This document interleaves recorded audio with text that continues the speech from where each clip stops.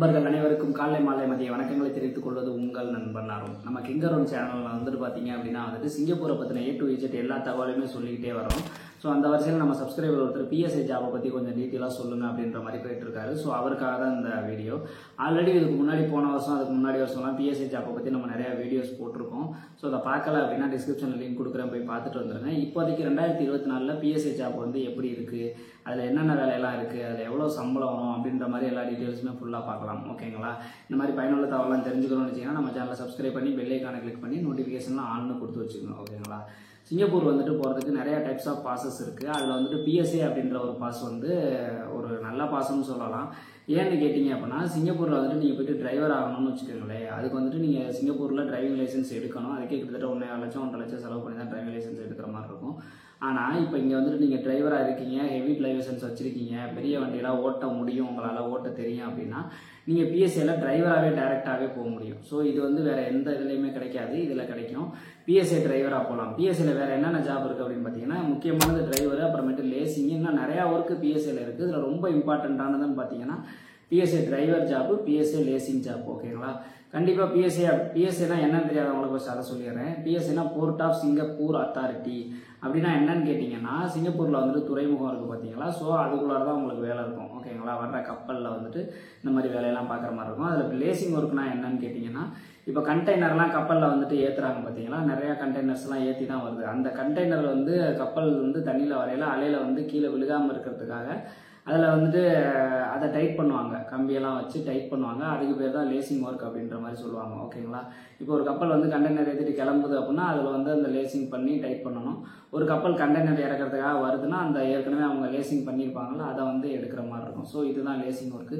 நிறையா ஒர்க் இருந்தாலும் ரொம்ப இம்பார்ட்டண்ட்டாக ஆள் எடுக்கிறது பார்த்தீங்கன்னா இந்த லேசிங் ஒர்க்கு, அப்புறமேட்டு இந்த PSI டிரைவர் ஜாப், இந்த 2 ஜாப்புக்கு தான் எடுக்கிறாங்க. ஓகேங்களா?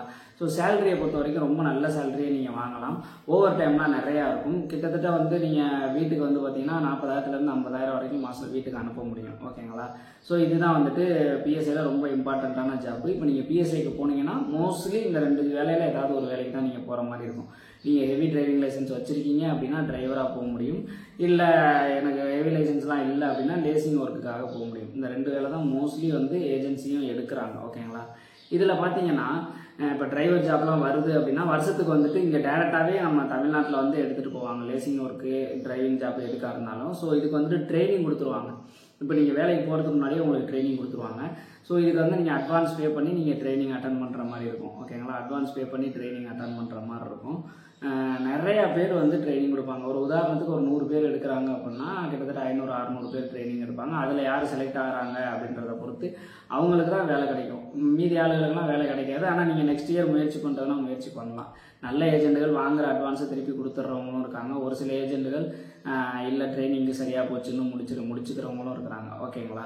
ஸோ PSIயில் போகிறதுல ப்ளஸ் என்ன அப்படின்னு கேட்டிங்கன்னா, அதான் இந்த டிரைவிங்கில் தான் நான் போவேன் நடமுடிக்கிறவங்க டேரெக்டாக டிரைவராகவே போகலாம். இதுதான் ப்ளஸ்ஸு. மைனஸ் என்ன அப்படின்னு கேட்டிங்கன்னா, வேலை ரொம்ப கஷ்டமாக இருக்கும். PSIயில் வேலை ரொம்ப கஷ்டமாக இருக்கும். ஸோ நீங்கள் மென்டல் ரீதியாக உங்களை ப்ரிப்பேர் பண்ணிட்டு போனீங்க அப்படின்னா கண்டிப்பாக சமாளிச்சிடலாம். ஓகேங்களா?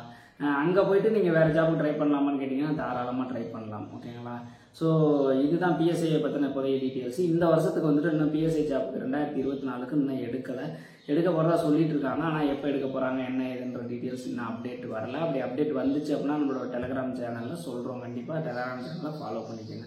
வேறு ஏதாவது டவுட் இருந்துச்சு அப்படின்னா கமெண்ட் செக்ஷனில் கேளுங்க. இந்த மாதிரி பயனுள்ள தகவலாம் தெரிஞ்சுக்கணும்னு வச்சுன்னா நம்ம சேனலை சப்ஸ்கிரைப் பண்ணி பெல் ஐக்கானை கிளிக் பண்ணி நோட்டிஃபிகேஷன் ஆன்னு கொடுத்து வச்சுக்கோங்க. மீண்டும் ஒரு வீடியோவில் சந்திக்கும் வரை உங்களிடம் விடைபெறுவது உங்கள் நண்பன். பாய்.